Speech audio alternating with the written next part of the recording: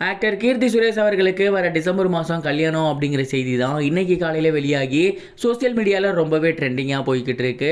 And மாப்பிள்ளை யாரு, என்ன பண்ணுறாரு, அண்ட் என்ன போய்கிட்டு இருக்கு அப்படிங்கிறதெல்லாம் தான் இந்த ஒரு வீடியோவில் நம்ம பார்க்க போகிறோம். இது என்ன மாயம் அப்படிங்கிற படத்தின் மூலயமா தமிழ் சினிமாவுக்கு அறிமுகமாக இருந்தவங்க தான் கீர்த்தி சுரேஷ். அந்த ஒரு படம் மிகப்பெரிய அளவில் வெற்றி பெறல, இருந்தாலுமே அடுத்தடுத்து இவங்க பண்ணியிருந்த படங்கள் எல்லாம் மிகப்பெரிய வெற்றி பெற்று இருந்துச்சு. குறிப்பாக சிவகார்த்திகேயன் அவர்களோட இவங்க சேர்ந்து நடிச்சிருந்த ரெமோ படமும் சரி, ரஜினி முருகன் படமும் சரி, ரசிகர்கள் மத்தியில் மிகப்பெரிய வரவேற்பு பெற்றுருச்சு. தொடர்ந்து விஜய் அவர்களோட பைரவா பண்ணியிருக்காங்க, விக்ரம் அவர்களோட சாமி பண்ணியிருக்காங்க. அண்ட் இந்த மாதிரி ஏகப்பட்ட படங்கள் இவங்க தமிழ் சினிமாவில் பண்ணியிருக்காங்க. தெலுங்குலையுமே ரொம்பவே சூப்பரான படங்கள் பண்ணி வந்துட்டு இருக்காங்க. குறிப்பாக மகாநடி அப்படிங்கிற படத்துக்கு நடித்ததன் மூலியமா இவங்க நேஷனல் அவார்டு வாங்கியிருக்காங்க. சமீபத்தில் தான் இவங்க ஹிந்தி சினிமாவில் அறிமுகமாக இருந்தாங்க. அண்ட் அதை தொடர்ந்து கண்டிப்பாக இன்னும் ஏராளமான படங்கள் பண்ணுவாங்க அப்படின்னு எதிர்பார்த்துட்டு இருந்த நிலையில் வர டிசம்பர் மாதம் இவங்களுக்கு கல்யாணம் அப்படிங்கிற ஒரு அனௌன்ஸ்மெண்ட் சோசியல் மீடியாவில் ரொம்பவே வைரலாக போணுச்சு. பொய்யா இருக்கும், ரூமர்ஸாக இருக்கும் அப்படிங்கிற மாதிரி எல்லாருமே நினச்சிட்டு இருந்தாங்க. ஆனால் உண்மையிலேயே இந்த ஒரு தகவல் வந்து பார்த்தீங்கன்னா அஃபிஷியலாக வந்திருக்கிறது தான்.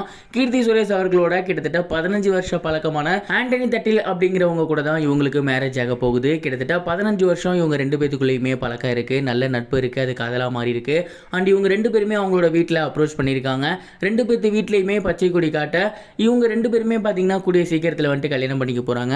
இப்போதைக்கு கீர்த்தி சுரேஷ் அவர்கள் கமிட் ஆகியிருக்க ப்ராஜெக்ட்லாம் முடிச்சு கொடுத்துட்டு டிசம்பர் மாதம் இவங்களோட கல்யாணம் வச்சுக்கலாம் அப்படிங்கிற மாதிரி ரெண்டு ஃபேமிலியுமே பேசியிருக்காங்களாமா. அண்ட் இந்த ஒரு அனௌன்ஸ்மெண்ட் சோசியல் மீடியாவில் வந்ததுலேருந்தே ரொம்பவே வைரலாக போய்கிட்டு இருக்கு.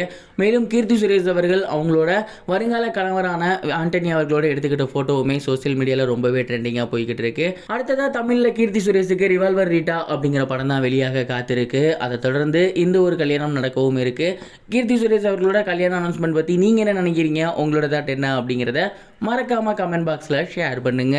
இது ஒரு புறம் இருக்க ஆக்டர் அண்ட் டைரக்டரான ஆர்ஜே பாலாஜி அவர்கள் சமீபத்தில் தனுஷ் மற்றும் நயன்தாரா இவங்களோட இஷ்யூவை பற்றி அவரோட கருத்துக்களை ஷேர் பண்ணியிருந்தாரு. அவர் என்ன சொல்லியிருந்தாரு அப்படின்னா, தனுஷ் அவர்களும் சரி, நயன்தாரா அவர்களும் சரி இண்டஸ்ட்ரியில் ரொம்ப வருஷமாக இருக்காங்க, நல்ல நண்பர்களாக இருந்திருக்காங்க. இது அவங்க ரெண்டு பேத்துக்குள்ளே நடக்கிற பர்சனல் பிரச்சனை. அதை தாண்டி ப்ரொஃபஷனல் வைஸாக அவங்க அப்ரோச் பண்ணியிருக்காங்க. அவங்க ரெண்டு பேரும் நினச்சா இந்த ஒரு விஷயத்தை பேசி தீர்த்துக்கலாம், இல்லையா லீகலாக அவங்க என்ன வேணால் பண்ணிக்கலாம்.